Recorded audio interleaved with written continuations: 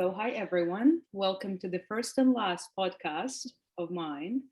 My name is Yulia, and I'm here with a young professional in environmental policy and advocacy, Ana Alvarez. I let her introduce herself, but essentially, we're going to talk about this project that she's been working on in Mexico on restoring the Santiago River. So, Anna, could you please just give us a bit of a background that you have? Yeah, of course. So, hi everyone. My name is Ana Alvarez, and I am originally from Spain. I have a bachelor's in international affairs and sustainability by the George Washington University, and a master's in environmental policy and regulation by the London School of Economics. And currently, I work for Water Aid, which is an international NGO that works to provide people with water and sanitation around the world. But I have been now freelancing, doing a little bit of consulting on the side on this project in the Santiago River Basin. And this project is born from the new Mexican government that launched a call for projects that would take into consideration local communities. So the local communities of the Santiago River Basin organized and asked scientists from around the world to help them with the restoration of the river. And I've been now the project manager at this project for around a year and a half. So, could you tell us a bit of a maybe like the reasoning behind this project emerging and who is essentially taking part in this project, maybe nonprofits or maybe other countries involved, because you're obviously not in Mexico right now. Yeah. Yeah, so this project is funded by CONACYT, which is the Institute for Science and Technology of Mexico, through the University of Mexico City, through the UNAM, and the University of Guadalajara, Mexico. But it has participants from civil society, independent scientists from Australia, Canada, UK, and basically this river is the most polluted river in Mexico. It's been named environmental health by the president of Mexico, actually, and the Minister of Environment. And it's a top priority for the Mexican government. In a survey done a few years ago, they found that 94% of the industries that dump water into the river basin do not fulfill their requirements, and they're just dumping freely because they simply budget for the fees to violate the rules. So the local community organization called Un Salto de Vida, wanted to find a different solution to deal with the huge mess that's the river. The river right now is so polluted that if a child fell, I think it was 8 years ago, and he was in the water for less than 10 seconds, but he died 10 days later from poisoning. It's in really, really bad condition. And yeah, I mean, there's a huge lack of research on what's really going on in the river and what to do about it. So I see we have a little visitor. She So cute. She wants to listen. Of course. Okay. Yeah. Could you also tell us about, tell the audience about some of the research or tools that you've been using to sort of, I would say, decide on which measures are needed and like how are you going to do it? Because it sounds like such a complex and such an important project. And also it's like, the magnitude of this project is also pretty big. Sorry. Okay. Yeah. So, the project is actually 4 years long, and it's just starting. We're on phase 2 of 4. But basically, what makes this project special is that it's led by community members, and what they wanted to do was to devise some tools that helped democratize decision making. And the idea is to use these tools in the urban design of the river basin, because until now, the land use was completely arbitrary and illegal, and really was the cause behind the pollution in the river. Like I said, is the industrial corridor of Mexico. It also has over 1 million livestock that dump their waste directly into the river. So it's a bunch of compounded issues of all sorts of chemical and organic pollution, as well as irregular settlements. So the idea is to facilitate the decision making through this geographic tool that's actually being used. It's designed by Dr. Jerry Mead, who works for the city of New York, actually. And he basically is in charge of modeling the Delaware River and the input of water into New York City. And he's going to do the same model adapted to the river basin in Mexico that we're working in.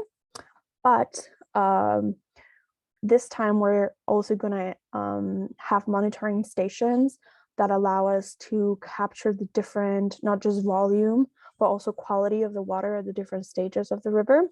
We're dividing the river in segments of like 100 meters. Mm-hmm. And what these stations will do is they will measure, like I said, the water quality and volume of the river. And we will use historical records to basically create a timeline from, we'll see, 1975 is probably the latest we can do, up to 2050. And we will see how land use has shaped the pollution in the river, and our model will be able to predict how different types of land use will affect the river in the future, so that policymakers can make decisions. And the idea also is that this will be kind of like a joystick scenario, modern like creator thing that not just policymakers can use, with scientists and also local community members. So the idea is to gather all stakeholders in the river basin, including public, private sector, CSOs, and have them say what their top priorities for the river are, and input that into the model to see how they can make that work, so that the urban planning of the city is no longer random, arbitrary, and illegal, but that it actually makes some sense. That's amazing. That's an amazing transition to my sort of like next question that I wanted to maybe discuss in a bit more detail. So you said, it would really inform urban planning and like urban design, right? What do you think, how does your model really help, urban planning? What are some of the things that can be used from your model and from the project that you're doing to sort of apply that to, as we can say, right, smart urban planning, or anything related to that? Yes, so the model has different components. Like I said, it will monitor volume and quality of the water, but it will also account for things such as economic development, demographic growth, etc. So we will be able to see if, for an example, if they decide to allocate an area for urban development of like households, what does that mean in terms of pollution into the water, garbage, provision of services to the local communities. In terms of economic development, if they decide that a section of the river will be used for metal sheet making, which is one of the businesses there, yeah, sure. Is that going to lead to employment? Because that's something that local communities do also care about.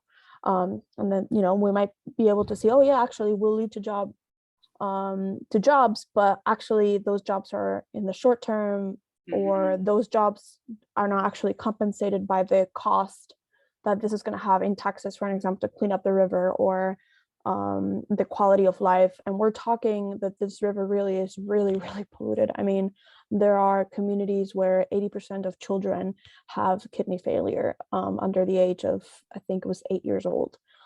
So, it's truly about being able to analyze the urban planning so far, the effects it's had on the people and the environment, and see how they can do better. Yeah, that definitely seems like the first important step to make. Yeah. So that's, I feel like, so we can basically talk about, in your project, we can talk about all of the environmental and social and economic benefits. I mean, when it comes to any ecosystem services, right, and restoring a certain, site, it's definitely going to have some benefits. So, and you did talk in great detail about them. What are some of the besides like health benefits, for example, right, and maybe rethinking how you should do garbage disposal, or it has to be maybe connected to industrial waste, right, et cetera, et cetera. What do you think like are or would be the main benefits to sort of like, what are we talking about, let's say maybe environmentally, how is it affecting the areas around the river, or maybe because definitely health is a big one, right, and then Yeah. um, Not just health, but actually security. Something that happens a lot in the river is that there will be a settlement of people around the basin that find a lot and build their homes there illegally, and then they of course dump everything into the river. It becomes so polluted and so nasty that they move away, and they leave this house abandoned, that then become centers for crime, narcotráfico, and things like that. Environmentally, the river, because it's overexploited, it's in many areas it goes through a conduct. It goes through pipes rather than free flowing river. So this has huge impacts in the local ecosystems. The river, is not allowed to have fish or much life in it. And then it's also not benefiting from the ecosystem services that a free flowing river has, right? Of purification of the water, et cetera, et cetera. At the same time, there's the situation with the garbage, also in a local garbage dump called Los Laureles. It's so bad, it's also polluting groundwater resources. So that's also a huge environmental problem. And overall, everything from air pollution, which is affecting, not just humans, but birds and butterflies, and the amazing biodiversity that Mexico enjoys. Yeah, fish. It's really a big problem environmentally. Yeah. so, and lastly, just to maybe sum up, were there any challenges that you sort of faced? Because definitely, it's not just one component or like one sort of source that is polluting the river, right? There are so many different factors that are affecting it. So, what were some of the challenges that you faced or you're still facing? And maybe do you have any projections in terms of when the river can be restored or like cleaned? Do you have any idea? Yeah, it's going to take a long time for it to be cleaned, and that's because of not only do ecosystem services take time to be restored just naturally, but also because of the biggest challenge, which is getting everyone to agree on the use of the river basin. So our biggest challenge is going to sit down, making people sit down and agree when they hate each other's guts. I mean, we were already having this problem with the design of the project itself. There's people from, different ideological positions. There's people with confronting interests. You have communities that are completely ravaged by the river, sitting at the same table with CEOs from Coca-Cola who, are to blame for these people's and their families' deaths. So it's really difficult to even get them to want to speak to one another. It's also difficult to get funding when a project is revolutionary in the way that it tries to democratize decision making for urban planning. It's it's controversial. Not everyone thinks that everyone should have a say. So I would say the biggest challenge, even though they seem to be environmental because of the bad state that the river is in, I would say they're actually political. Mm-hmm. Yeah. Yeah, no, that's an interesting sort of like, summing up like the project that you've talked about. That's very interesting how like how politics and policy can really determine the state of nature and Yeah. the state of ecosystem functions and services. And I guess that's why we met today and we're talking about it, because it's such like an ongoing issue that sometimes it is in the way, or maybe like misunderstanding or the lack of understanding the consequences of certain polluted areas, for example. So thank you so much for joining Thank us. you. Thank you for having me. Yeah, thank you very much.